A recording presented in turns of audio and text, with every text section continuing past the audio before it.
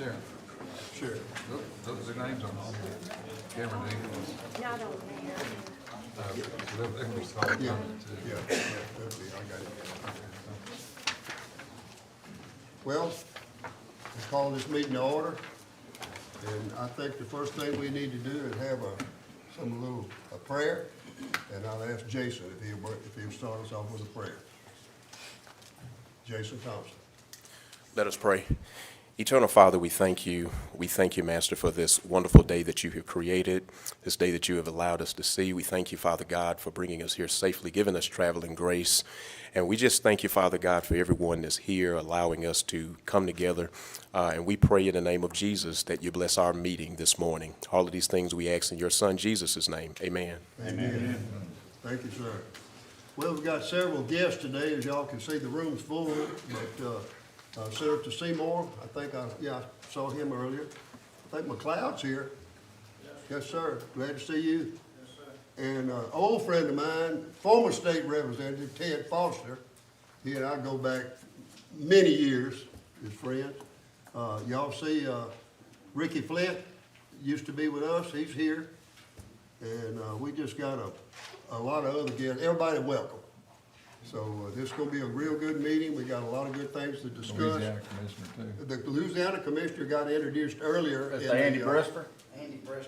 Andy Brister, Lake Providence, Louisiana. Lake Providence, yeah. Would you We like got- to say anything? You mind if he says anything, Mr. Chairman? If you want to make a comment, yes, sir, come on. Well, just quickly, thank y'all for letting me come over. Do I need to go up there? No, it'd be fun. Yeah, come on. Glad to see you. In our meetings, we make people come to the microphone, so I don't know. I love Mississippi. You started out with prayer. That's awesome. Thank y'all. Lake Providence, Louisiana, I'm an attorney there, and I'm friends with one of your former commissioners, Billy DeVinny, and he got me in touch with Leonard, and that I just wanted to come and introduce myself and tell y'all a little bit about myself, and I'm just right across the river. And I kind of represent the northeast area, like Ruston down to Alexandria and then back over to the river. So the whole river from Natchez all the way up to the Arkansas line is what my area is. I'm the first one in 20 years that's actually lived on the river and hunted on the river. So I'm very interested in that. Commissioner Coopwood, is that right? I'm interested in meeting you because we have a lot in common. I'm educating a lot of people about how the Mississippi River works and about the islands that are on our side and the islands that are on your side and the nuances that creates. And so I'm educating a lot of people. Some of the things that really are important to me and really why I want to reach out is CWD. It's a common problem and the river's not stopping it. And so I'm really interested in that and working with anybody that on that issue. And the bear issue. And then one of my pet peeves is the invasive carp. I don't know about you guys. I'm interested in talking to your people because we had some of the best bass, white perch, and brim fishing in the world right there. And it just doesn't exist anymore. And I don't know if that's it or not, but I'm interested in trying to come up with a common plan among Louisiana, Arkansas, and Mississippi to figure that out. If it's a problem with you guys. I don't know if it is or not, but It's a problem. it's a problem. So I'd really love to see us working together to figure that one out. So anyway, that's who I am, and I appreciate y'all letting me come. I'm an attorney. That's what I do for a living. The commission stuff's for free, but I'm enjoying it. I just came on in January, so I'm learning a lot. I learned a lot about fishing off the coast this year, and it's been a learning curve. So thank you for letting me address you, and I look forward to meeting and working with all of you. Well, Yeah. good. Thank you for We appreciate you being here. I think it would be very beneficial for all of us to know y'all better. Yeah. And Commissioner Munger and I drove over to Little Rock a few months ago and met with those commissioners as well and attended one of their events over there. And we all do have a lot in common, as you just mentioned, and I think it would pay great dividends for all of our states to know each other, our commissioners, and work more together. So, Well, maybe we can work together to make that happen. let's do it. All right, great. Thank y'all. Appreciate you being Thanks. here. Appreciate your comment. We need to adopt the minutes. I'll make the motion we approve The minutes, there's been a motion. Is there a second? Second. Motion been made and second. All in favor? Aye. Motion carries. Minutes have been adopted. Today's agenda, Mr. Posey, is it pretty well, what do we got? I have two gentlemen to add to the public comments, and I think you have some as well, but I have a Cameron Dawkins, I believe, who will speak. Deacons. Okay. Yeah. Speaking reference to the duck stamp funds, and also gentleman Walt Rambo would like to be added, so that would be 5 people plus the ones you have for public comment. Who's Walt Rambo with? Is he with us too? He wants to It's a speak. Delta farmer. Okay, Okay. okay. And, we will have to go into a short executive session. And we will have an item under other business. All right, sir. I believe that would set their agenda pretty much, Mr. Chairman. Okay. We'll start with the public comments. Oh, we'll have to have a motion to adopt. Motion. Motion been made, second. All in favor? Motion carries. Okay, we got the agenda. All right, let's start public comments. Mr. Dinkins wants to make some comments about the, I think the duck stamp. Yes, sir. Thank you. Well, welcome. Thank you very much. My name is Cameron Dinkins. I live in Glen Allen, Mississippi. I grew up in Washington County, and I'm just here today to express our appreciation, my family's appreciation for all the money and the resources that the state has allocated towards partners programs in the state. In the past, we've benefited from getting advice and help on restoring and enhancing wetlands on our property. I operate a small duck hunting guide service in the wintertime. It's a big part of what we do. And I also wanted to address the state duck stamp funding that's been allocated over the years to the Prairie Pothole region and Canada for enhancing the wetlands up there in the grasslands. It's, you know, from our standpoint, the more birds there are in population, complete population, the better chances we have of harvesting more and seeing more waterfowl in the south in the winter. Of course, we all are at the mercy of God as far as weather and precipitation and things like that. But in a nutshell, I feel like, you know, if you just boil it down to the fact that whatever the total population of ducks is on the continent, we're going to get a certain percentage of that each year. And that percentage, in my opinion, is affected greatly by the weather that we experience during duck season. However, the bottom line is the higher the base number is, the higher the total ducks that we're going to see is based on that percentage. So I pray that you guys continue to support those efforts with the funds from the state duck stamps, and I thank you for your time.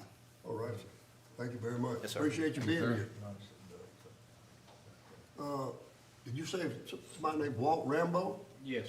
You want to speak? You want to? Yes, sir. Well, come on, we're glad to see you. Tell us where you're from and. So I'm Walt Rambo. I'm a corn, rice, and soybean farmer from Sunflower County in Humphreys County. And so this is going to sound a little bit like I'm beating the same drum as Mr. Cameron, but I had a friend of mine sent me a video of the last meeting, and I watched it, and particularly about duck stamp money and those funds. And as a farmer, so we implement all the conservation that we can implement on our own farm.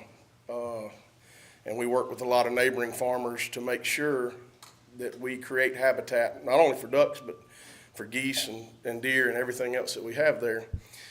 And I'm an avid waterfowler, have been since I was 12 years old. I'm a lifetime license holder. And I want my kids to experience what I experienced. And the money that we spend on state duck stamps, that portion goes to the Prairie Pothole region and to Canada, North Dakota, South Dakota. And that's where our ducks come from. And it's, now we can talk all day about what affects Mississippi duck hunting these days. Agriculture plays a big part of that, and how agriculture has changed and how they've changed farming in the Midwest. And so what you've seen is CRP contracts have run out in the Midwest, and grain prices went through the roof in the early 2000s.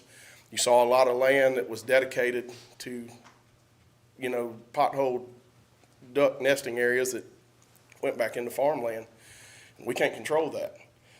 But what we can control is supporting people like Ducks Unlimited and Delta Waterfowl and those regions of the country that are doing things to protect that. If you look at Osborne Labs, a lot of the banding information that we see, the ducks still come down the Mississippi Flyway, and they all come from Canada and the Dakotas. And so I just think it's imperative that we support that area with our money. So that's all I have for today. Well, we appreciate it. Yes, Thank sir. you, sir. Thank you. Always appreciate your comment. All right, David Smith, President of the Mississippi Hunting Dog Association. Welcome, David. Glad Good to day. see you. How y'all doing? Thank you for having us. I just wanted to touch base. Here a few weeks ago, we had the National Fox Hunt and Futurity in Grenada, and a lot of people don't know about it. We had a few little misunderstandings, and thanks to Leonard Bentz, some of our politicians, and Director Posey, we got a lot of answers and got everything worked out. Had a great hunt.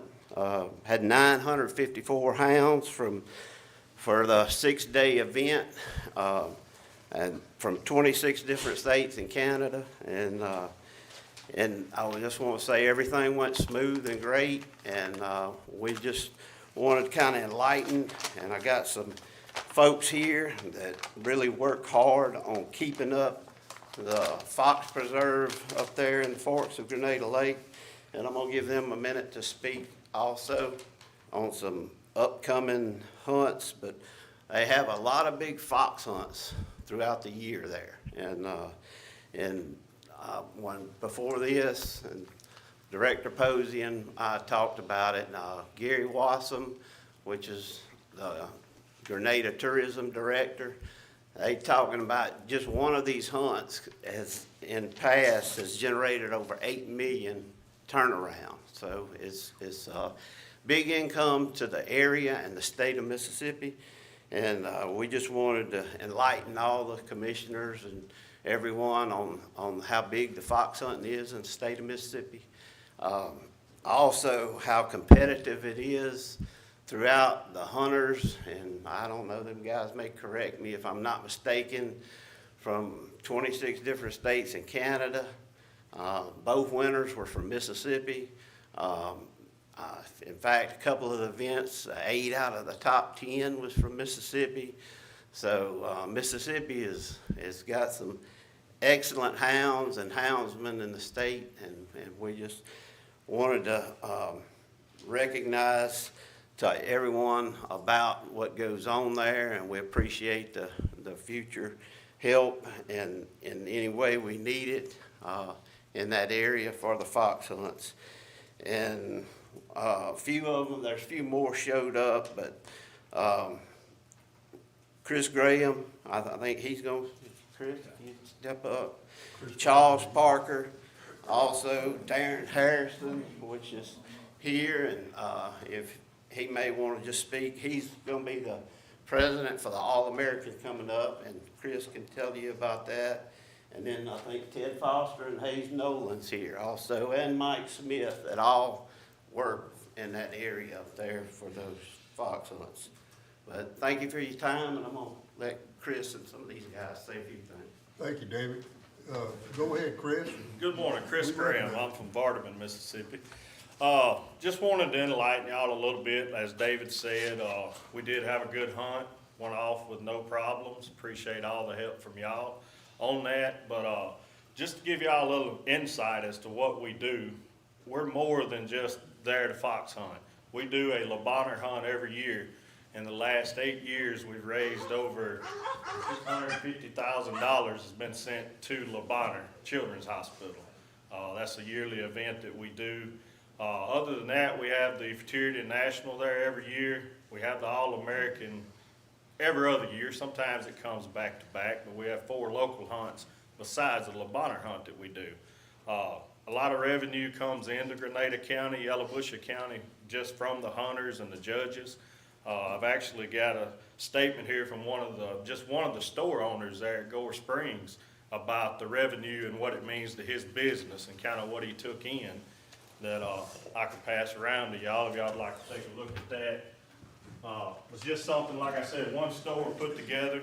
But, we're there, we're running them. We don't wanna kill the fox or the coyotes. We wanna preserve them, keep them there. We try to keep our hounds from killing them.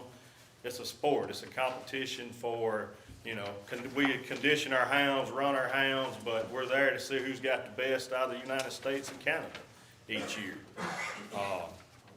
But that's just basically a little bit about, you know, there's a lot of stores, a couple of local stores that do get a lot of revenue, different things, lodging. We pay for the judges' meals, each association and stuff, so a lot of revenue. We've estimated just from the local hunts that come in, from what we're paying to hold the event, somewhere around 1.3 million a year is kind of what we're paying out to, you know, gas, lodging. There's a lot of cabin owners and, you know, different places that people stay, hotels in Grenada and restaurants and stuff that also get the revenue. I'm sure they stay at our state park up there at Hugh They White. do. It's the several, campground. come in the campground, North Graysport. It's a lot, stay right there just because it's close. Matter of fact, I've stayed there for many years myself, for the local hunts. So a lot of revenue it brings in. I know y'all probably hear a lot of bad things. A lot of times, you know, we get portrayed and there's bad apples in every bunch. But we also try to work with the private landowners around us. Magnum Hunting Club's got between 10 and 13,000 acres that we lease, that, you know, we're all members of, that we get to, you know, run those grounds. We try to stay on those grounds. We do get on the Corps of Engineers around the lake bed there some too. But overall, we try to stay off the ones that, you know, don't want us on them, and we try to get along with all of them. But again, appreciate y'all's help in the few issues that we've had. I'll turn it over to Charles or Darren if you want to say anything now. Can I ask, do you use Yes, those GPS collar things? Yes, sir. Okay. That's, I would venture to say 99.9% of everybody that comes to these hunts now are running the GPS collars, so that we can, you know, try to stop them and control them and keep up with them at all times. Well, I've asked our department to do some studying on the, you know, and we don't, obviously we can't do a statewide. That would have to be something that the legislature would look at. But I've asked our department to look at enacting a collar policy on our WMAs, state-owned WMAs, that is. I haven't gotten the information back yet, but I'm sure they're working on that. And but I just want to make sure, because it sounds like, you know, I've been stopping on the side of the road talking to the dog hunters and hog hunters, and everybody I talk to, they run these collars. And you know, I know there's mishaps where you can't shut them down, or, you know, but most of the time you can call them back or call them off. And I think it would be beneficial to the Dog Hunting Association to take a stand against, you know, you always say there's bad apples and everything. Let's start enacting some things that's gonna put them bad apples out the door, so you don't have to fight this fight all the time. So I'm a huge supporter of y'all's organization. I will continue to do that, but at the same time, I'd like to ask that y'all's organization start taking the initiative to look for some things that could deter some of these bad apples as well. So, thank you for And coming. I agree. Yes, sir. Thank y'all for your time. Charles Parker? I'm Darren Harrison. Okay, well, I Good night. got Charles Parker, but that's good. We're glad to have you. Thank you, sir. I'm the president of the All-American Field Trial this year. We run February the 3rd through the 9th or 10th. It'll be people coming from all over the United States, from Canada and all over the East Coast. We're gonna have hopefully about 50 judges, hopefully between 600 to 700, 800 dogs. And, it's gonna be run kinda like this last big hunt. It's a big hunt. Gonna be a lot of revenue coming into the state. How many people do you expect to be there? I mean, estimate number. I'd say 300 to 400. That's a big impact on that. Big impact. Everybody's gotta eat lunch and supper and have a place to stay. And Yes, sir. They'll start coming in the Friday before, which will be the 2nd or the 1st, and won't leave till the next Friday. So they'll be here a whole week. That's good tourism. These dogs get out of pocket. We don't want them getting out of pocket, but I burn a tank of gas a day before trying to catch dogs. And it's not because I wanted to, because you can't get them. Each person spends a lot of money at one of these hunts. It goes back to the state somewhere. and it supports the local businesses. Oh, yes, sir. People stay in the state parks or the hotels or camp out? Some of them stay in the hotel, some of them rent cabins, some of them bring campers that stays at the lake. Yeah. Yeah. It's a big impact. I've Yes. talked to the people, the guy that mentioned a while ago, the head of tourism in Grenada County. He is big time on the fox hunting dog, Yes. events. Yes, and it's like the Labonner hunt we had to raise money for that children. Those folks come out of, they come from all over. Carolinas, Florida, and a lot of times they stay 10 and 12 days at a time. I think Chris kind of glazed over it a little bit, but I don't know if y'all heard that number, 600 and something thousand. I think last year was 122.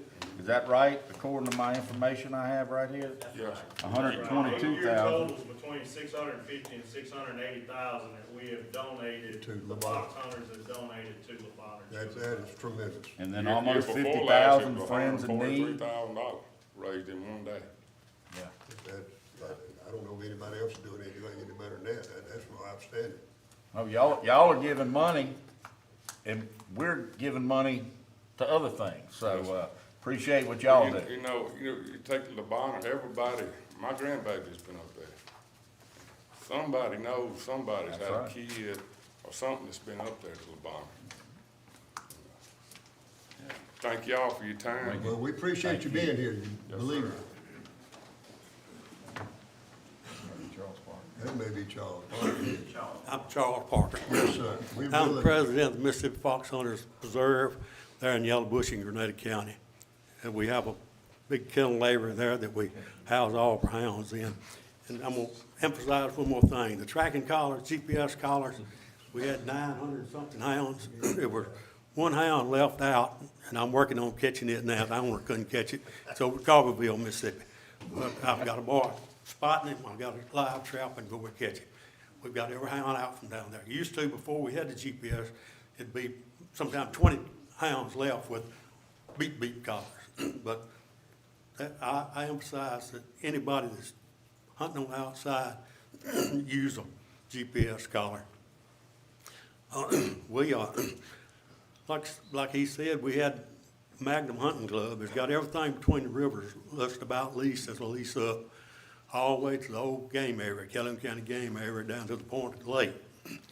And we do have core land around the edges of the lake.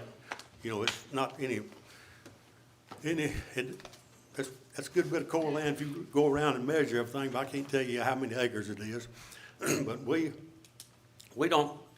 turn loose on the core, and I didn't know it till this year. I found out I've been doing lots of things illegal.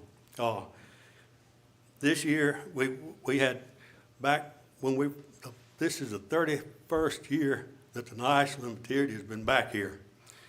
And we built some holding pens to put game in.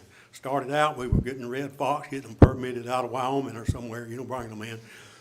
Then we started using local game, just coyotes and fox. We buy them and put them in there. And I had got 55 gallon drums, feeders on stands with a little bitty hole in it that we've always fed them with year round. And then we have lots of folks that fish up there. We take lots of fish scraps down there, like fillet, where they fillet these crappie, and you put them out in the morning and go back down there and they're gone. Nothing there but fish scales. It's nothing. But this year, I got a call from the Corps of Engineers, and they wanted to talk to me about well, he told me where to come to it. I knew where we was going. We was going down to holding pen where I had some coyotes. We had 11 coyotes in that pen. It 8 in another pen. And this was a Mississippi Game and Fish Commission man who was doing all the talking to me. And he told me that he wanted to know who was responsible, who put those coyotes in there. And I said, well, I'll take responsibility for it. I'm president of the thing. And he told me that we could not trap, it was against the law to trap a coyote or fox, anything like that, and take them and turn them loose in the wild again. I'd never heard that before. And it may be, I don't know, but that's what he told me. He said, you cannot transport them and turn them back out in the wild. They have to be in an enclosure. So anyway, we talked a while there, and I told him, I said, well, he said, I was sent down here to kill them. I said, well, you know, we paid $75 a piece for these coats, we had 20 in all. And he said, well, the Corps don't want them on them, and you're not supposed to have these pins on the Corps. They don't want the pins on there, and I explained to him that, but back when this first started, the person that was over the Corps of Grenada got us permission to build the pins, but the man that's got it done is dead, so I can't come up with a copy of it, but that's fine. I told him we'll just tear the pins down, you know. So I told him I'll clean up everything around these pins now. We have pipes and stuff in them.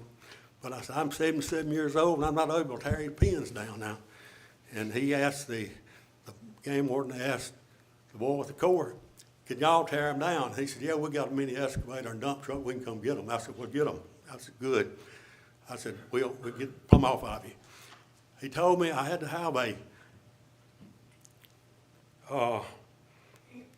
permit to run a field trial on the Corps ground. I had to have a usage report. That's what he called it. So I called Chris there and told him, Chris, go to Grenada, call down Grenada and get us a permit so we can submit this, you know, since we're gonna have it. And he called down there and boy faxed it to him. He faxed it right back. Next day, the boy called Chris back and told him that Chris Terry, one that's over the lake area down there, said that he couldn't sign it because it was under investigation, because we had those coats on the property. It's all right. So anyway, we talked to some people and we got permission to go ahead and have our hunt. And we appreciate it. Appreciate letting us go ahead and have our hunt. But we did not cast on the Corps, so we don't have to. We got all that land, Magnum Hunting Club, we can cast on, so that didn't bother us at all. But anyway, he had, I went back the next morning, and I guess he killed all the coats because there was blood all in the pens and wasn't any coats in the pen. And the door gate, I had locks on both of them. I opened the one where the 11 was, and he told me, he said, he told me, after I told him about, well, there is still an enclosure, I hadn't put them out. You know, they're not out, you know. And he looked at me and he said, well, I don't care if you get your coats. I said, well, I appreciate it because we paid $75 a piece for these coats. So I said, well, I'm going to call Darren and tell him to bring a trailer up here and let's load them up. And he said, wait a minute before you call. I said, okay, sir. So we went on about an hour there, and I asked him, I said, can I call that boy and tell him to bring that trailer on now? I said, you know, I don't want to be down there after dark trying to get these coats out of these pens. And he said, wait a minute, I'm going to have to talk to my boss. Let me go call and talk to him. So he went and sat down in his truck, stayed probably 20 minutes, between 20 and 30 minutes on the phone. And he came back and he said, I got to kill him. I said, well, if you will, let me get out here before you start shooting. And I didn't see him kill them all, but I saw a bunch of blood and pins and shells and where they were shooting. But I told him, I said, well, I've been doing something illegal for a long time, mister, because I did not know this. And I did not know there was a law that you couldn't turn something back out, you know, on. And then there was I had 10 55-gallon drums out of 10 or 11. That was on stands for feeders. About 2 years ago, somebody took an axe and went out and cut every one of them up. Then they come up with some poison posters showed up down there. Now, at the feeders. Now, I don't think anybody that's participating with our fox hunting would put poison at a feeder, because when he goes there, it's not designated for one animal to eat it. They holler you poison coons. But I don't, a man found a dead coon at one of the feeders. But I'm saying that everyone who cut my barrels up put poison out because they're fighting us. And it's just, we haven't had any problem down there. This is what we're looking at right now. Just this kind of stuff. But have y'all got any questions? I won't burn your ear anymore if you. Well, I just hope we get it to the end of it, because y'all do a good job. Y'all bring a lot of economy, helps that area up there, and I've heard a lot of good things about it.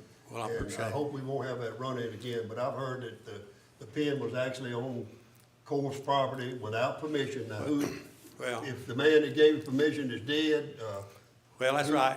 Well, the man's not dead that got us permission, and he told me that he'd go to court with me if they wrote me a ticket. I said, well, I'm not, I told the game warden, I said, look, if you gotta write me a ticket, you write it. You got a boss man? Because you telling me I'm doing stuff I've been doing for 30 years, and I've been illegal, but I didn't know about it. well, hopefully we get it, let's get this behind us and let's do it. Like you said, y'all have already moved and you're doing it, so you got a different place. But I'm Right. like you, they trapped my place. The guy that did the trapping, he sold the coyotes now. Yeah. Who he sold them to, some guy on the coast, but I don't know what they did with them. Yeah. I didn't know you couldn't turn them out again. Yeah, I didn't, that's the first I'd ever heard, but he But told I'm me not saying we it's could the not law, turn it could be, but I. them out in a while again. And Yeah. then when I told him, well, they're in an enclosure, he said, well, you can get them, but his boss man must have told him he had to kill them. Oh, okay. Well, hopefully we won't have that problem anymore, and, we appreciate y'all We being appreciate here, really. it, and we do everything. I promise you, we're not doing anything up there illegal that we know about. If somebody tell me I'm doing something illegal, I'll change my way of doing it. All right, sir. Well, thank you for coming, really appreciate it. Any more commissioners, anybody got any? I think we wanted to hear their comments, and we really appreciate y'all being here. Thank you very much. Jason, again, tell us about what drives this program of license sales. Yes, sir. Mr. Chairman, Commissioners, as of the 31st of October, we've generated $4,894,000 in hunting and fishing license sales. That is down from last year, $24,000 in revenue, and the number of licenses sold down 5% from last year. Now, we did run a couple of reports this morning, the first 2 weeks of November compared to November of last year, and it's a 5% increase, so we should see something different on the December report for November. All right, from the $4.8 million that we've generated, $2.1 million is resident licenses sold. We have seen an increase in resident waterfowl stamps by 3%. The velvet deer permit, I think I gave those numbers during the last meeting, but we had a total of 2,993 purchased this year compared to 3,786 on last year. And the boating guide license, we've had a total of 3 more sold since last month, so that's a total of 70, accounting for $45,675. So that's 70 residents and 7 non-residents sold. The revenue from non-resident license sales are up $35,000. The small game annual permit is increased by 8%. The 7-day small game 25%, and deer permits are up $150,000 from last year due to the license increase. Permit sales are up close to 3%, and lifetime licenses are down 4%. Customers setting up for auto renewal this year, 9,199 compared to 7,339. 2,000 increase. Yes, sir. That's good. And license packages, 10,084 this year compared to 9,483 on last year. Any questions? Tell me, for our commissioner from Louisiana that's up there, how many non-resident licenses do we sell to Louisiana residents? Do Well, you have that number somewhere? I have the number, so out of that $4.8 million that I mentioned, total revenue so far at the end of October 31st, $1.6 million is from Louisiana. Are doing a good job. A lot of people in Louisiana hunt in Mississippi, I tell you that. So, So how, your new licensing system, you guys have started on that and? Still working. Tell us about that. So we're having weekly meetings, and everything is coming together. So again, we're still looking at that date that we mentioned months ago January of 2025 is the go-live date. What's the date again? January of 2025. January 25. Okay. Thank you, Jason. All right, thank you. Jeremy Bass, I thought, we already had you. Yep, hello again. Come again, come on.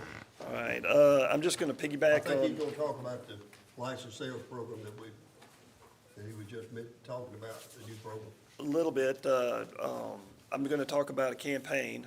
Jason's team and the marketing team have come together, and we're gonna work this over the next few months on a hunter's holiday campaign. During this time of year, individuals are ramping up again and renewing their license, but we're also wanting to focus on new license holders. So we're gonna put together a renewal, recruitment, and loyalty campaign, focused on 2 target audiences: license holders and, like I mentioned earlier, individuals who've never held a license. Anyone who renews or acquires a new hunting license or fishing license from November through January, and it may roll into a little bit of February, will be entered into a hunter's holiday package. These 2 packages, one is for the renewals, would be a Winchester 20 gauge, a 75 quart cooler, and a $100 gift card from Van Sporting Goods. And any new license holders will get the similar 75 quart cooler, a $100 gift card, and a Burger, a 22 rifle. And I think I said that right. Outreach methods are going to consist of social media advertising, point of sale promotions, email marketing, and potentially geo-targeting specific audiences and specific segments around the state. We're also stretching out to other states for this particular campaign. We're going to go into New Orleans and going to go into Louisiana, and we're going to go into Alabama for this campaign. Also piggybacking this campaign will be an additional incentive with our new partner OnX. Currently, they're offering a 20% discount on their annual subscription, and they'll up it to 30% over the holiday season for us. So that's where we're at right now. Anybody got any questions? Jerry, we're not gonna do any television or cable TV or anything? It's not with this particular program, we're not. We do have over-the-top stuff that we're planning on doing in the near future, but not for this particular campaign. All right? Sounds great, thanks. All right, Russ Walsh, Chief of Staff.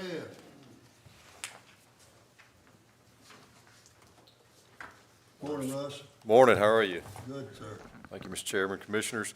A few quick things for you. Last month, we brought to you the sunflower WMA rule. We had a clerical error in the rule, and we needed to get that corrected. And we've had no public comments on that over the last month, so we would move that would be made final today, if you so choose, Mr. Chairman. Motion been made, is there a second? Motion been made and second. Any more comments? All in favor? Aye. Motion carries. Thank you, Russ. Thank you, Mr. Chairman. Next thing on our agenda is license exemption request from G62 Outdoors. They're having a hunt December 1st through the 3rd for disabled individuals, and some of those are going to be out-of-state hunters, and they're asking for a license exemption request for some of those hunters. So I'll bring that to you today for your consideration. Motion been made and second. All in favor? Aye. Motion carries. There you go. Thank you, Mr. Chairman. Thank you.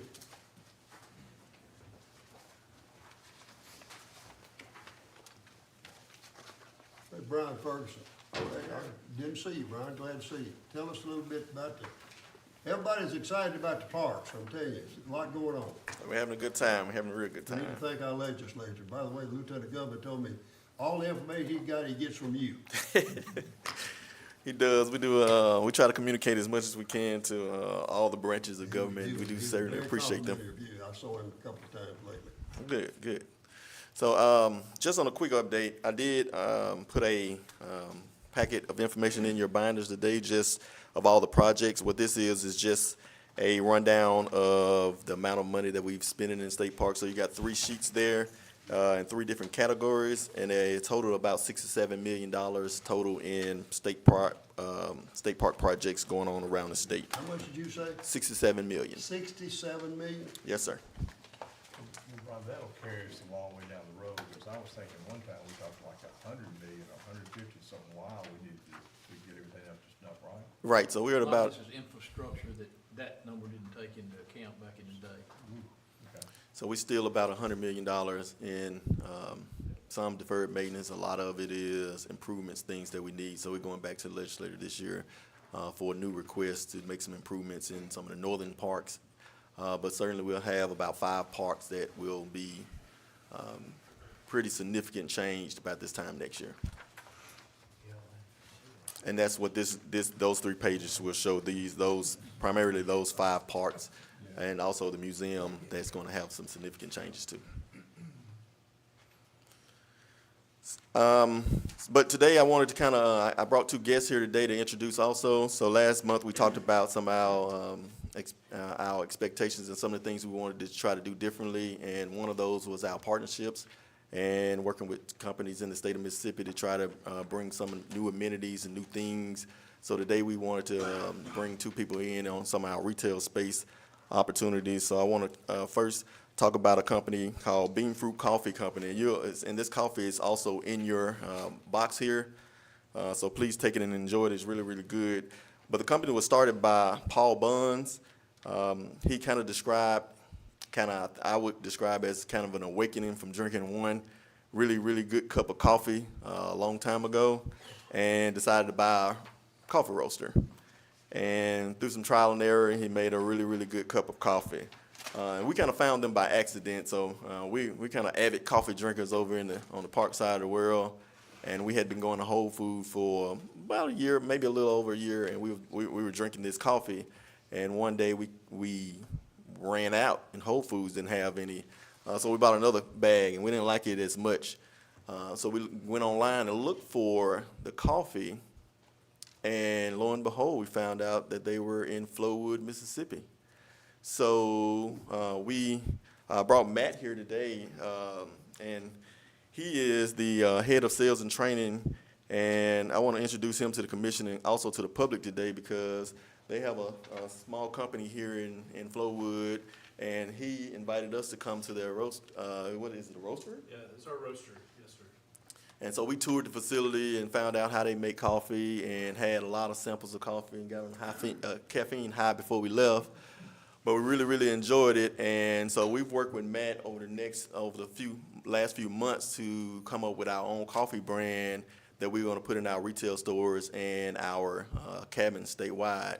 So we want to kind of introduce him and thank him for his business acumen and also what they've done to help us with a product that we didn't have in state parks. Next, I wanted to introduce another company, and this kind of started, I think Larry Pugh complained so much about our soap in parks. We decided we needed to change it some. So, About our what? I couldn't hear. Soap. So So, I like small, little bitty thing. the little, yeah, so I guess you complain about soap too. It's just not me. Yeah, I see. So I wanted to bring Amika Coleman in today. She is the founder and CEO of a company called Strands of Faith, who is a fellow Bulldog, I might add. So that was a great introduction. So I've known Amika for a while, just kind of on social media, but she started a really successful hair brand company a few years ago. I'm not sure what year. 2018.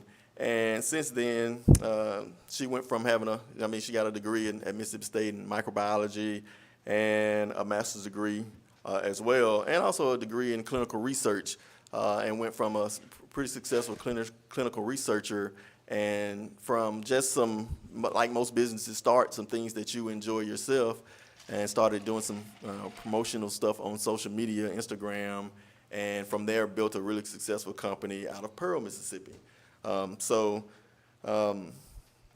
We really wanted to bring her in just to kind of an accident also. I kind of did some social media poking around just to see anybody out there in the state that could produce something like this. And I didn't know it was a hair care brand, but it was a natural hair care brand. And I got a recommendation, gave her a call, and she said that they could produce a all-natural soap for state parks and brand it for us also.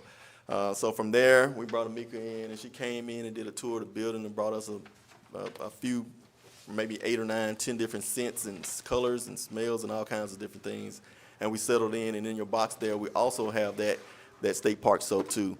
So both of these brands are local Mississippi companies. What we hope to do in our retail spaces is to improve on those things with all Mississippi companies. So we're looking for partnerships around the state to do some of the same things to enhance some of the business opportunities there as well. So I wanted to introduce Amika to the commission and to the public also, and her brand.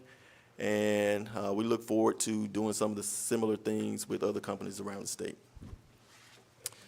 Any questions? I'm glad to see they're improving on the soap, because it needs it. That's a good one. My family's been staying at a state park for 40, 50 years. We take a week every year and go back to the park, and the soap ain't right. So maybe this will improve. So give that one a smell and tell us what you think. It's a really good one. Okay. All right, y'all. Thank you. Thank you, Tim. Okay. All right, here we get down to the handcuffs. Law enforcement. Mid Jerry, Colonel.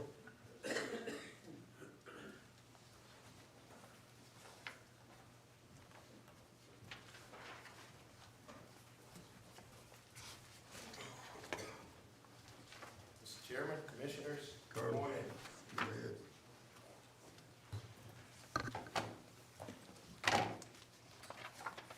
Our hunting season is here and our officers are out in full force. So business is going pretty good, sir. For the month of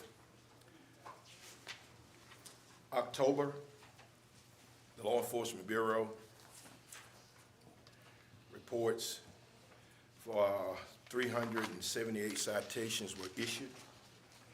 And I'm going to give you the top 5. The first one was, number 1 is license on no license, 76. Number 2 was supplemental feeding, 21. Trespassing was 19. No WMA permit was 12. And 5, number 5 is headlighting at 10. On our next page, this is Officer Barnes. Received a complaint, a call from a local resident there in the county of an individual illegally harvesting turkeys. And upon their arrival, the officer interviewed the subject. The subject admitted to killing turkeys with a .22 rifle. The subject was then charged with killing a hen and a Jake turkey out of season, unlawful possession, illegal shot size, and no hunting license. Good job on the officer. On our shooting ranges, customer counts, October 3, 2023 to November the 5th, 2023. MacIver reported with 974 customers, Turcotte with 1322, and McHenry with 1175 customers. All of them are up. They're up. They're up considerably. Yes, sir.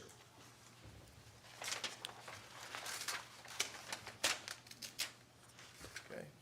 On our next page, this is a case update from January 2023. You'll see on the picture there is Officer Talent and Officer Evans, who's here with us today.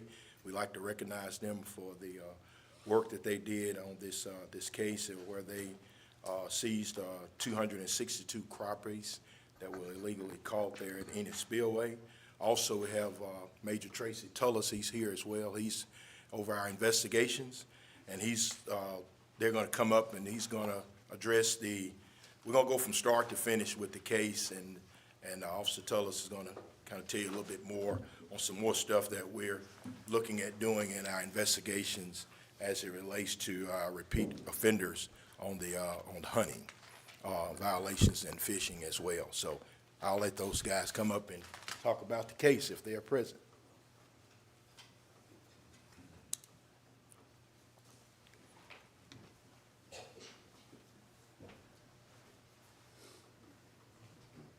I can tell y'all that one thing, you don't play with these officers. They come to work. I know them both very well. Before they make the presentation, sir, talk about the incident, let me read this if you don't mind. This was a press release that was released by U.S. Fish and Wildlife, and it reads, according to court documents, 2 individuals, both of Lakeland, Tennessee, pleaded guilty to one count of taking more than the daily bag limit of crappie from the Enid Lake Spillway on January 1st, 2023. While fishing together, the two men caught a total of 171 crappie, which is 141 more fish that are allowed the creel limit of 15 for crappie. The men were also using oversized hooks and in excess of the maximum number of hooks allowed per line. U.S. Magistrate Judge David A. Sanders ordered each defendant to pay a fine of $1,000 as well as restitution to the Mississippi Department of Wildlife, Fisheries, and Parks, and in the amount of $4,275 in addition of the fine and restitution, which each defendant was placed on probation for a period of 1 year, during which time each defendant will be prohibited from fishing anywhere in the world and banned from all Corps of Engineers properties in the Northern District of Mississippi as a condition of their probation. In closing, I'd like to thank U.S. Fish and Wildlife, their officers for their part, as well as the Assistant U.S. District Attorney that assisted us with the prosecution of this case. So we appreciate them. Thank you guys very much for what y'all did in helping us get these subjects prosecuted. Thank you.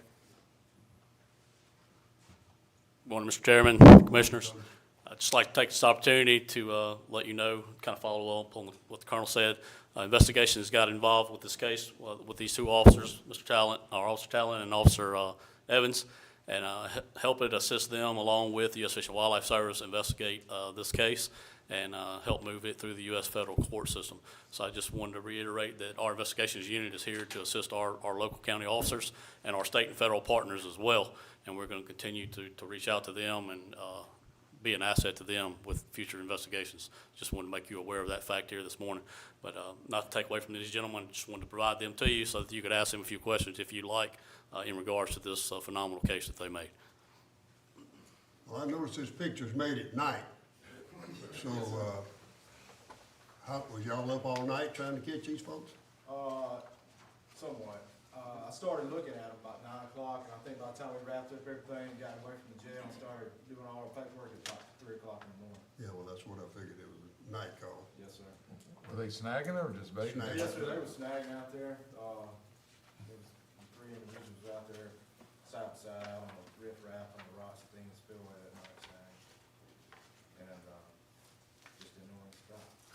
You found them, then you called back up, and you called Evans? Yes, sir. I sat there and watched them when I realized they were, with multiple vehicles, and I was gonna need some more help. And I sat there and watched them catch every one of these fish in a matter of a few hours. And so I knew there was a large quantity that they had on their possession. And that's when I called over to Officer Evans. He come out and helped me. And good thing he came because they didn't all leave at the same time. So we had people at different places, and it turned out to be a good case. And some of these guys actually had priors, and I've wrote some of these guys prior before for some fishing violations, so it turned out to be a good case. Were these local people out of state? Memphis. Who were they? Memphis. It was all up in the Memphis area. Yes, sir. The one thing they told me about is kind of I don't want to make a joke out of it, but they're Vietnamese. And when he caught them, no speak the English. Put them handcuffs on them and they speak the best English you ever heard. So that makes a difference when them handcuffs go on, you changes your attitude. But I appreciate what y'all did. I mean, you think about that. You go out there crappie fishing and work all day to catch 15, and here these jerks up there catching 100 and something illegally. Yeah, I made a case like this the year before at Enid Spillway that got, nationwide news. I can't remember the total it was, 2 individuals. I think they had 150-ish, give or take. And then this year, we made another case up there on the Enid Spillway, and it was twice the size. So it was an ongoing issue, and hopefully we can deter it a little bit. It was big on the Memphis News. It had it on there a couple of days. When you run into this kind of thing, I mean, what are they gonna have for themselves? Are they selling them, or what do they do with all this fish? I can't tell you exactly what they're doing for them. What they tell us they do for them is all we can go off of, and they just tell us that it's for, go home, to clean them, to eat. you know, further investigations may rule otherwise, but we don't have any proof to point it any other direction at this time. But they've kind of changed their ways of how they do things and how they transport it back, and that was something that was an issue in this case that was something that I had never seen till this case had actually happened this time. Officer Evans, you got anything you want to add? No, sir, not to this particular case. Officer Talent did mention the other case he made previous, but we also made another case on a gentleman from Brookhaven that was waiving the previous spring. We caught him with more than the 7-day possession limit that he can add to. He was putting them in a defreeze in the bed of his truck. So the crappie and the people catching over the limit transporting is becoming a problem. Good. Thank y'all. Appreciate what y'all do. Thank y'all. Doing a great job.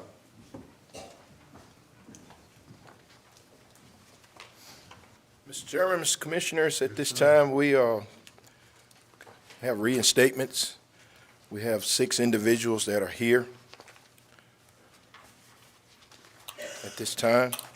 Mr. Des Farrelly, Mr. Breland Collins, and Mr. Elijah Brown. Will y'all come forward here, men? This incident violation took place December 23rd, 2021 in Jackson County. The arresting officer was Officer Howell and Officer Abel. Officer Abel received a call from the Jackson County Sheriff Department of some shots fired.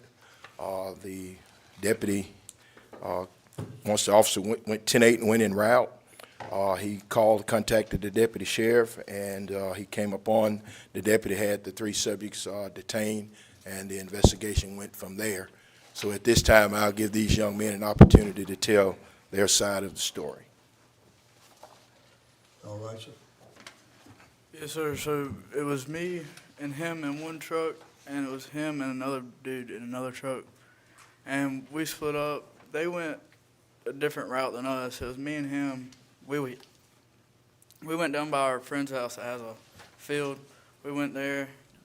We left there. We seen them pass us, so we just followed behind them. Then by the time we caught up to them, they done caught up to where they were at. They done left. So we went down this road, got down the road. We looked out the window. We seen 2 deer. I shot one. Then by that time, we seen a car pulling up behind us, so we left. We got to his house, and they were there with a deer already, and we didn't know that.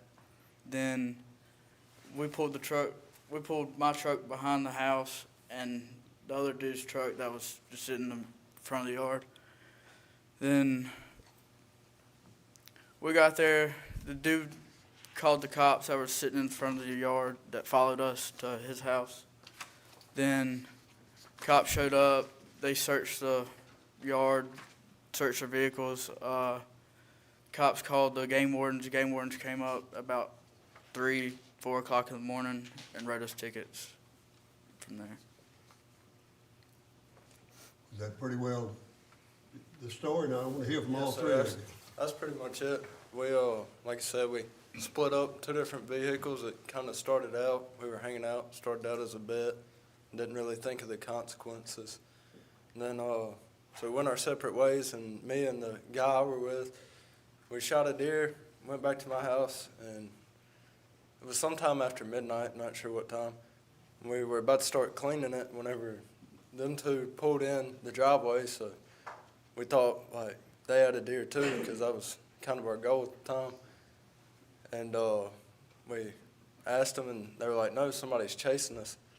So they got out of the truck, and then the truck that was chasing them saw them pull in. They stopped, called the cops, and the cops got there, saw the deer that we had, and so they called the game wardens because it was obviously still warm. And then the game wardens got there sometime, it was really early in the morning, and wrote, I think we had 4 tickets apiece. And $4,000. yeah. How much it cost each one of you? I think it was around $3,200 Mine was and about some change, maybe. 38. And then a year, of course, with no license, which That's probably worse than 3,200 to me. What about your guns? Did you lose your Yeah, gun? luckily it wasn't my gun, but the other guy's gun got taken. Mr. Chairman, they said they had, it was not their gun, gave me the name of somebody that I can't identify or It follow. was, the guy I was with, the gun we had, his grandpa gave to him. So that was the gun that got taken, and then his The gun I had his was gun my got taken. brother-in-law's 22 rifle. So where's the guy that was with you? Where, he hadn't, I have no clue. I mean, he hadn't come back and No, taken sir. the hunter's ed and paid his I fine don't- and done all that? I don't guess so, no, sir. I hadn't talked to him, and it's been a while. So your buddies inadvertently got you caught because they were running from somebody that brought the police. Really, it was me, because I was driving the truck, unfortunately.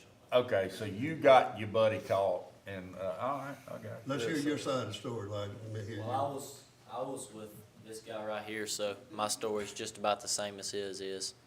But like he said, the worst part's the no year without hunting. Did he put you in jail? No, sir. No. No, sir. They didn't hand it, but you, the fine was pretty extensive. Yes, sir. But Miss Lyles, she helped us. She left all the gray areas out. She helped us a lot. All right, have you taken the hunter's ed? Yes, sir. Have you taken it? Is this something y'all done many times before, or this is kind of a, Well, it was my first time. that's all right. You're not getting any more trouble now, so don't worry about it. I had done it a couple times before, but If it's your first and last time? definitely the last time, That'd be the for main sure. thing. You learned your lesson. Appreciate your honesty. I have a motion to approve if Wait a minute, appropriate time. let's hear what the, colonel's recommendation is. Yes, sir. We make the recommendation that all three of these individuals be reinstated. They've met all the requirements for reinstatement. All right. Yes, sir. Motion to approve. Second. Reinstate. Motion's been made and reinstated. All in favor? All right. Hey, we don't wanna see y'all again. Not under these circumstances. Come back anytime. But thank you for being honest and, building up to your problem. 'Cause it's a big, and there's plenty of deer out there in the daytime, believe me. You don't have to shoot them at night. They're everywhere. Go ahead, Colonel. Yes, sir. Mr. Chairman, the next individual.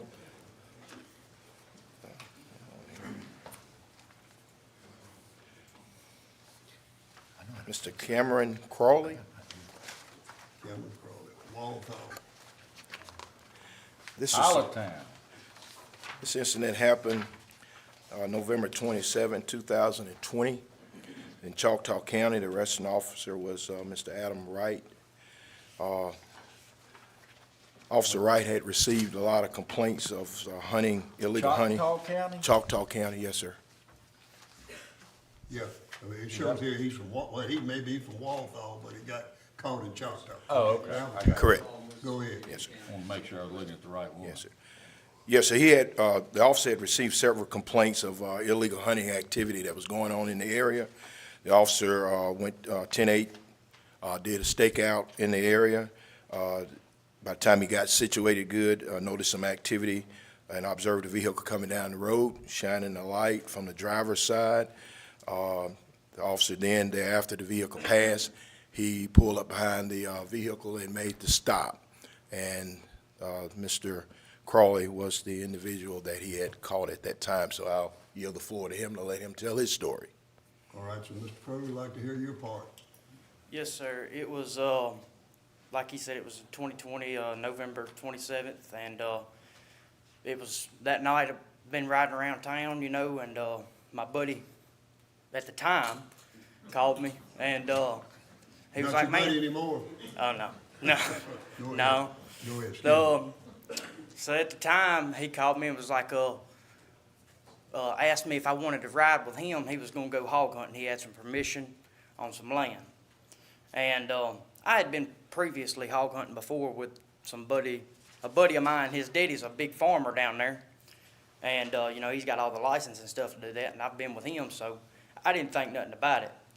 Well, I went with him, and like he said, we were riding through there, and to be honest, I had just bought a phone that day, so what I was doing was sitting over in the passenger seat, setting it up, and that's the truth.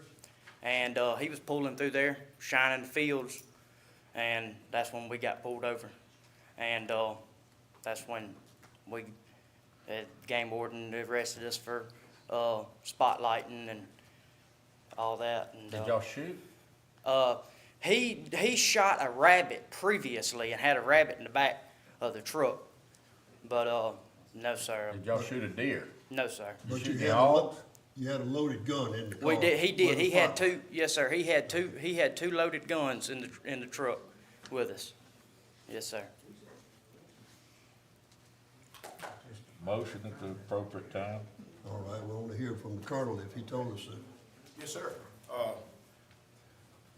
Mr. Crowley, he has met all the requirements for reinstatement, so we're Paid his good with fine and it. been- Paid his fine, yes, sir, and we're going to finalize it here in a few minutes with the approval and the blessings thereof on the motions.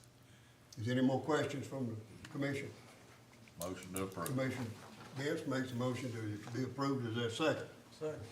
Motion been made and second. All in favor? Aye. Motion carried. Mr. Crowley, you've been reinstated. Thank you. All right. Mr. Clay Hoover, Gun taken. this incident happened, date of conviction was, date of violation correction was December the 8th, 2021. The arresting officer was Officer Bradley Starling of Lee County. Officer Starling had received a call from residents of shots fired. The officer himself arrived to the location and met with the caller as well as the landowner, advising them that they wanted to press charges and did recognize the vehicle and who the vehicle belonged to. On the next day, as the officer started his investigation, he received a call from Mr. Hoover, and I'll let him tell the rest of the story. All right, so Mr. Hoover, thank you for coming. Yes, sir. Like he said, this occurred in December of 21. Where I'm from is a very small community. Everybody knows everybody. I mean, there's 30 houses maybe, and which is obviously not a very smart place to do it to begin with, but nor was doing the spotlighting. But we was me and another guy. He's not eligible to get his reinstated for 3 years, but it was my truck. It was my father's gun. I was driving, and we was out just up to no good, riding around. There's not much to do around there. And we was riding around and spotlighting, and we saw this deer in the field. It was a quick shine. I was holding the spotlight, and it was a quick shine, and I went down the road. There's a church down there, and I turned around, and I come back, checked it again. And we just kept on going, to make sure it was there. Was not trying to raise any suspicion, obviously. And turned around and come back and stopped in the middle of the road, and he hung the gun out the window, and we shot. At this time, the deer run off. We was not even sure that if we killed a deer, There was a house right there, and I know the people that lived in that house very well, and we left, and they know my truck. So they called my dad and said, hey, we want to talk to Clay. So they called him, and I talked to him, and he asked me, he said, did you spotlight or shoot a deer out here? And I said, yes, I did. So Bradley called my dad the next day and told him that he was looking for me. And then my dad called me, and I knew Bradley actually bought my truck from him. So I called Bradley and told him I was at work, and he worked with me and just waited till I got off, and I met him at the house, and I was completely honest and told him that it's my truck, it was my father's gun. I held the light, he shot the deer. The boy lived right beside me, he went to him, and we both with the same thing, and it was very irresponsible and very expensive, if I may add that. How much did it cost you? About $3,000. What about your daddy's gun? I still have not received it. I just finally got somebody on the phone about it yesterday, and I still haven't really got an answer back. They just told me that everything in what he needed in the system, it wasn't showing him, is what he told me. That was somebody in legal here, so. I spoke to him yesterday. It's evidence for a while then. All right. I mean, it's the first I heard of it, that it was his father's gun, so that changes things. Yeah, that changes things, okay. Yes, Colonel, what about it? That's pretty well what happened. He has met all the requirements for reinstatement, so I approve for him to be reinstated. Motion. Did you take the hunter's ed online? Is that what you did? Yes, sir, I did. Good. And you say the fine was close to like $3,000? Yes, sir. And you hadn't been able to hunt for what, 2 years? Yes, sir, and that's been all. Well, just don't hunt at night. That's the best thing to do, hunt in the daytime. I heard a motion. Motion. I hear a second. Second. Motion's been made and second to reinstate, Mr. Hoover, Hoover? Yes, sir. Mr. Hoover's license. All in favor? Aye. Motion carries. Yes, sir. Lastly, Mr. Chairman, we have Mr. Austin Miller. This county, the violation of the county was in Itawamba. The arresting officer was Officer McFerrin, Evan McFerrin, and the officer received a call from the Itawamba County SO of shots being fired. Also, the officer set up where in the location where the incident took place. He also too heard shots, spotted the vehicle, and initiated the stop, and there he ran up on Mr. Miller, and he's here to tell his story. All right, let's hear from you, Mr. Miller. Yeah, me and my brother, we was riding around. He was in his truck and I was in mine. And he told me that there was deer moving all night. And next thing you know, I hung out the window and shot at one. And we left it alone for about 30 minutes to an hour. We went back to get it, and I was sitting down the road, and he stopped on the side of the road to go get the deer. And he was dragging it back, and he got it in his truck and started driving off, and we seen blue lights everywhere. And next thing we know, we all holding 4 or 5 tickets apiece. And Blue lights didn't look good, did they? no, sir, they didn't. Not coming. They looked like they was set up right beside it, and nobody knew they was there or nothing. They sat there and watched the whole thing go down. How much did it cost you? I think it was around $2,300. Lose any weapon? Yes, sir, I did, but I got it back.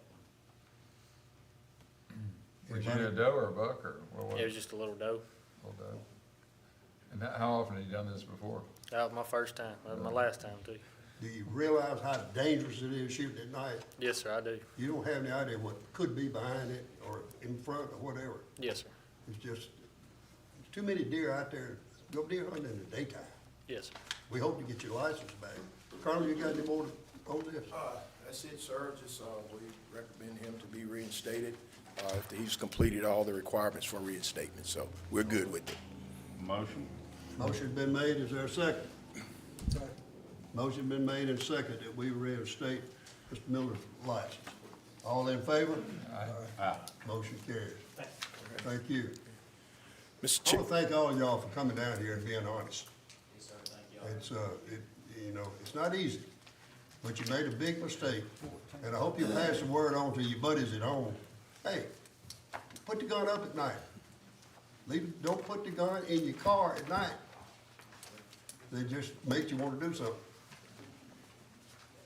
But thank y'all for being here. You got anything else, Carl?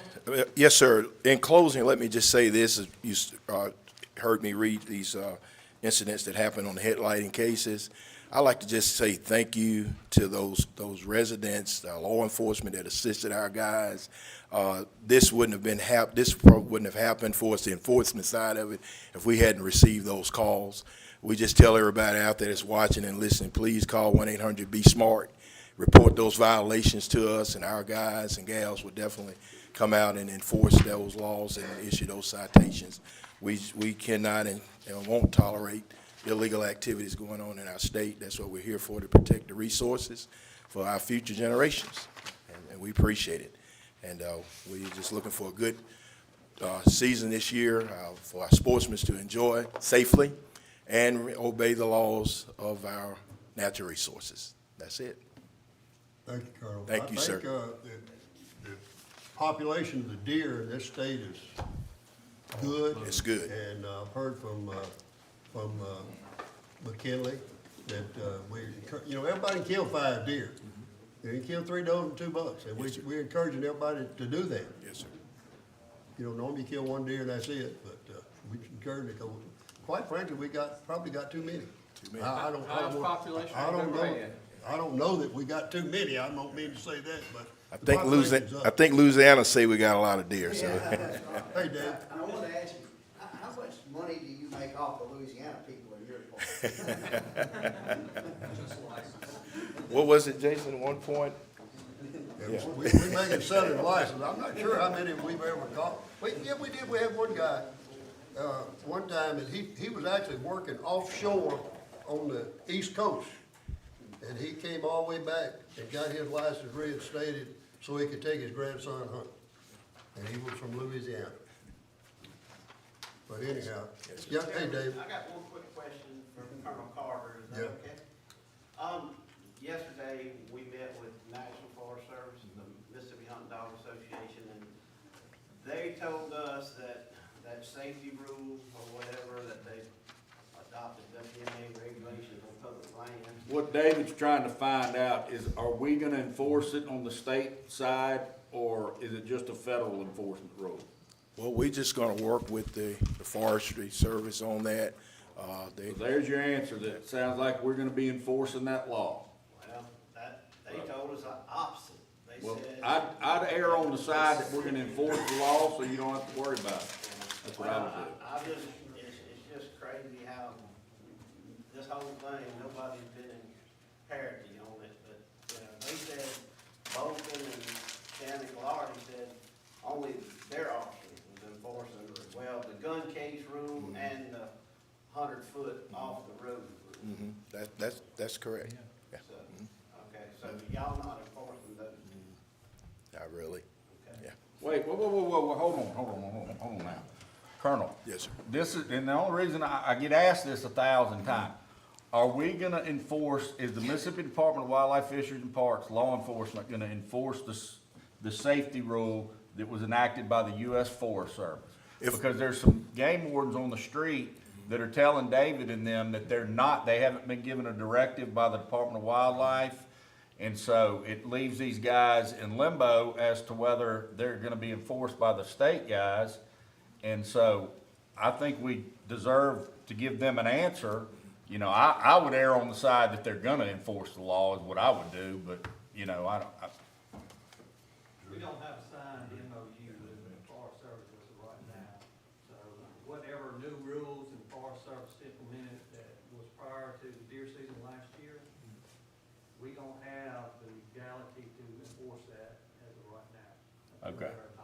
So we do not. That's right. Okay, good enough. Okay. All right, thank you. Thank you. All right. Thank you, Colonel. Thank you. Mr. Posey, I believe we have some other business. We do, if you would, Mr. Chairman, recognize Mr. Larry Pugh to handle that other business to start with. You recognize Mr. Pugh, my friend. Thank you, Mr. Chairman, Commissioners. It is truly my pleasure to read the following resolution, the following commission resolution. So if you would bear with me, I'm going to read this.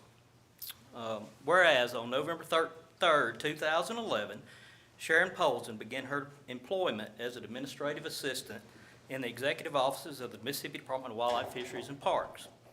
Whereas during the early years of Ms. Polson's service, she provided administrative and clerical support to the agency's Deputy Executive Director and the Director of Technical Programs. Whereas in addition to providing clerical support to the executive staff, Sharon also assumed the responsibilities of providing administrative and clerical support to the commission, which included but was not limited to coordinating the commissioner's travel, obtaining surety bonds for each commissioner as required by law, transcribing and maintaining all minutes and minute books of the commission meetings, and all other administrative support for the commission. Whereas, in addition to providing support for the commission, following the retirement of her immediate predecessor, Sharon assumed the role of executive assistant to the executive director, Dr. Sam G. Polis, for the remainder of his career as executive director of this agency.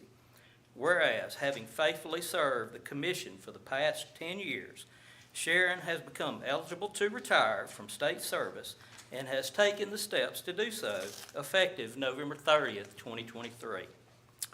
Therefore, at this regularly scheduled meeting on November 16th, 2023, the commission has voted unanimously to honor Ms. Sharon Polson, in her service to the people and state of Mississippi by resolution set forth below.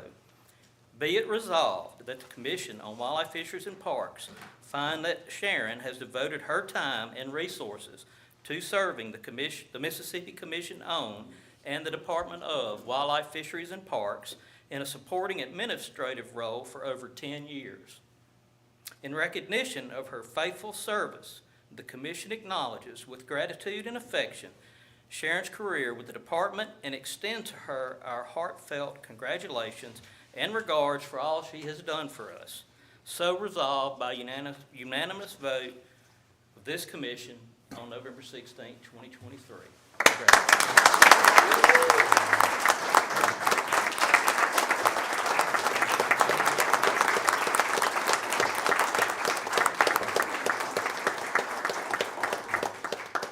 On behalf of the commissioners, we'd like to present you this, it's called money. That ought to hit you at Walmart or wherever you want to go. Well, that'll fit perfectly. Thank you. Congratulations, we're all proud of you, and we certainly enjoyed it. You've been here ever since I've been here, so 10 years? I know it. I know it. We almost went out together. I know, I got a few more months. Thank you, Sharon, for everything. Did you say, the next meeting is gonna be here? It would be here in Jackson at 10 a.m. or 9 or 10, 9 if we have an education session, 10 if we don't, we'll work that out, but it'll be here at the commission on December the 14th. All right. Did you also say earlier that there is a reason for executive session? Yes, sir, we need to have a short executive session. I need a motion to make the consideration, the need to go into executive session. I'll make a motion. The motion's been made by Second. Wood and seconded by Munger. All right, all in favor? Aye. All right. Tell us the story. Okay. The commission has voted to go, to discuss the need to go into executive session. So at this time, would everyone please leave the room?